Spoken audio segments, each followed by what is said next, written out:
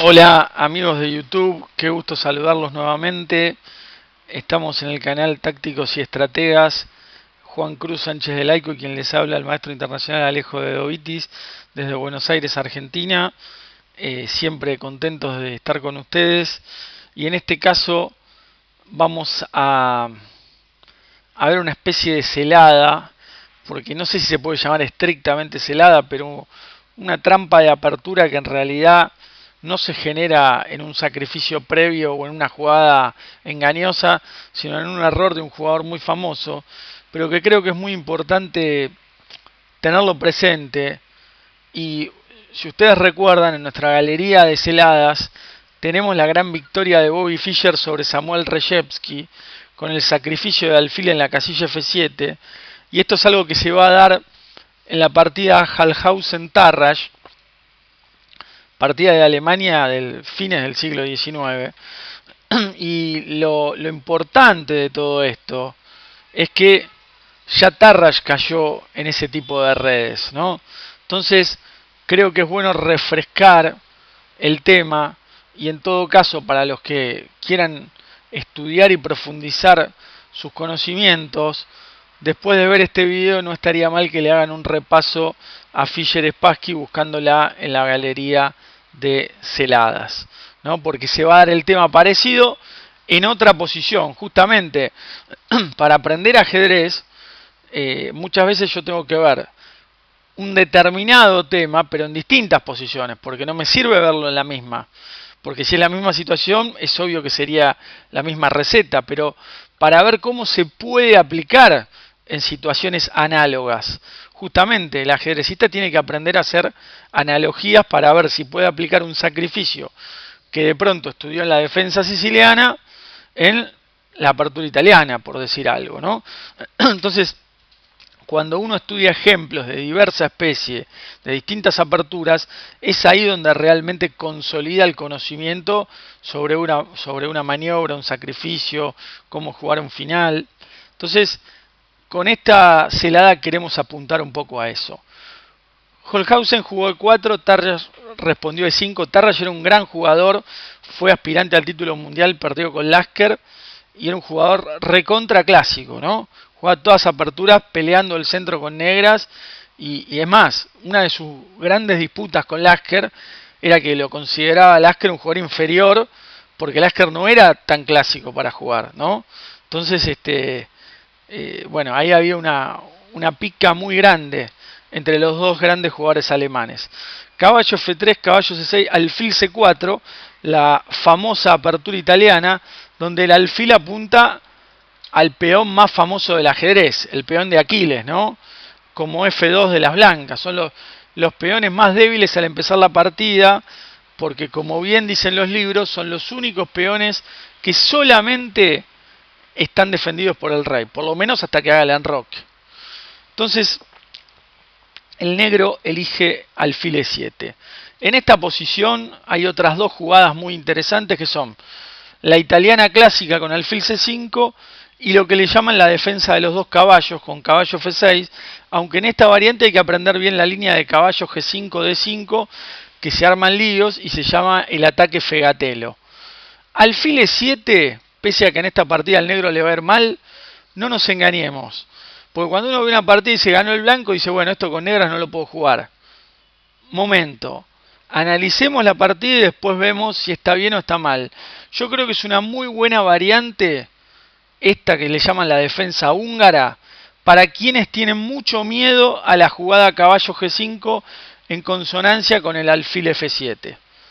Muchos jugadores en esta posición suelen jugar H6, pero H6 es una pérdida de tiempo, es mucho mejor jugar alfil E7.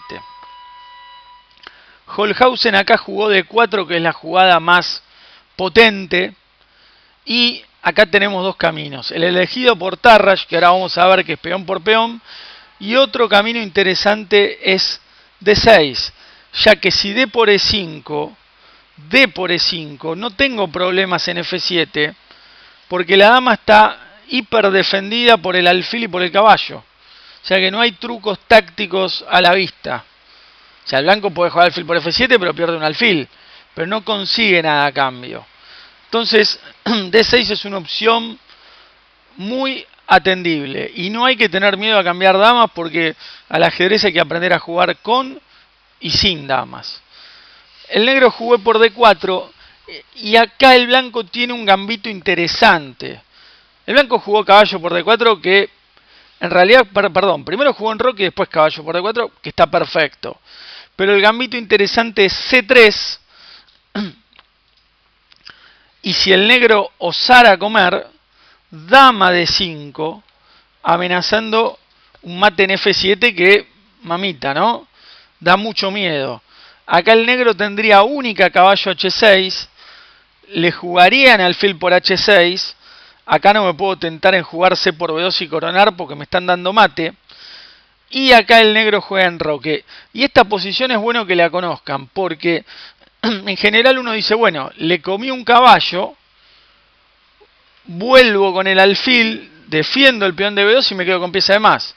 Error, porque ahora el negro tiene caballo B4, atacando dama y amenazando caballo C2. Y si yo volviera a dama C1, me hacen C2 y el negro recupera la pieza en buenas condiciones. Entonces, ¿qué debe hacer el blanco tras enroque? Mejor que esto, jugar alfil por G7, signo de admiración. También estoy defendiendo al peón desde lejos, pero le estoy destruyendo el enroque. Entonces el negro recupera la pieza, sí señor, con rey por G7, no lo podemos negar, pero ahora el blanco juega caballo por C3, y aunque estamos con peones iguales, el negro va a tener un par de problemitas con el enroque debilitado. Bueno, entonces C3, a prestar atención, tal vez acá el negro pueda jugar D3, tiene otras opciones. Acá el blanco hizo enroque, el negro muy bien, Tarrasch no se va a poner a defender ese peón perdiendo tiempos, jugó D6, el blanco tomó caballo por D4 y el negro caballo F6, y estamos en una posición base de la defensa húngara, ¿no? El blanco juega caballo C3 defendiendo, no se les ocurra hacer cosas raras como caballo por E4 ahora, porque me van a jugar caballo por E4 y contra D5, alfil B5, en esta clavada me van a ganar material. Y si yo defiendo esa clavada, entonces se va el caballo amenazado de D4 y listo, pieza de menos. Entonces lo correcto es jugar enroque y en todo caso ver si más adelante hago caballo por E4. El blanco, a mí me gusta torre 1, pero jugó H3, tal vez porque le molestaba un alfil G4. Y acá el negro puede jugar caballo por E4, pero queda con los peones medios. Entonces, Tarrasch acá podría haber jugado alfil D7. Me parece que es una jugada sólida. Podría haber pensado en caballo por D4 seguido de caballo D7 y alfil F6. Pero resulta que jugó torre 8. Torre 8 parece muy bien, porque viene a presionar a la columna. Sin embargo, el blanco jugó torre 1 y acá Tarrasch va a tener una desgracia, ¿no? Alfil D7 es la jugada, alfil F8 también es posible, pero Tarrasch dijo, ¿para qué le voy a comer en D4 y centralizarle la dama si primero puedo jugar caballo D7 y ahora amago caballo por D4 y alfil F6? Y después este caballo de D7 puede venir a C5, puede venir a E5. Bueno, resulta que todo esto es perfecto y en el ajedrez uno vive en un mundo ideal mientras piensa en su posición. Ahora, cuando empieza a darse cuenta que el otro también juega, el mundo ideal se derrumba. Y lo que le pasó a Tarrasch es que vivió en otra posición, o sea, soñó lo que iba a hacer, pero el rival jugaba. Y el problema de caballo D7 es que interfiere la acción del alfil y la dama negra no tiene movimientos. Entonces imagínense qué puede hacer el blanco. Seguro que ya lo descubrieron y más si vieron el video de Fischer-Rejewski. Alfil por F7. Sacrificio de extracción del rey. Acá el negro no puede jugar rey h8 porque va a seguir como la partida, por lo tanto tiene que comer, y cuando come aparece otro sacrificio de extracción.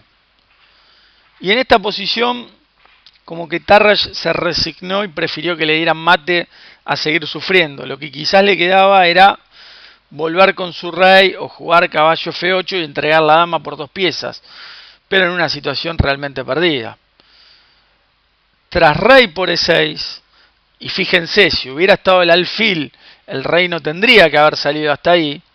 Si no hubiera estado el alfil jugando y no tapado por el caballo, el blanco juega dama de 5 jaque, única rey f6, y otra vez, por estar tapado el alfil, dama f5 mate. Esta es una lección tremenda que sufrió, yo creo que la partida más corta que perdió en su vida, Tarrasch, y donde fue castigado el hecho de no tener bien defendido f7 y no haber controlado no solo el sacrificio en f7, sino el posterior salto de caballo a e6. Una partida cortita, aleccionadora y que relacionada con Fischer-Rejewski nos puede dejar muchas enseñanzas en la apertura, sobre todo cómo hay que defender el peón de Aquiles, que es el peón de f7 o f2 de las blancas. Como siempre decimos con Juan Cruz, ojalá que este video les sea de utilidad, les sirva de enseñanza y lo puedan aplicar en sus partidas para que no les hagan alfil por f7 o para que sean ustedes quienes sí realicen ese sacrificio de alfil. Pero creo que son partidas clásicas que uno tiene que conocer, y el entender bien las aperturas también implica saber sus trucos tácticos. Les mandamos un abrazo. Juan Cruz Sánchez de Laico y Alejo de Dovitis quien les habla, y los esperamos en el próximo video de Tácticos y Estrategas por el canal YouTube y también por Facebook. Gracias y nos estamos viendo.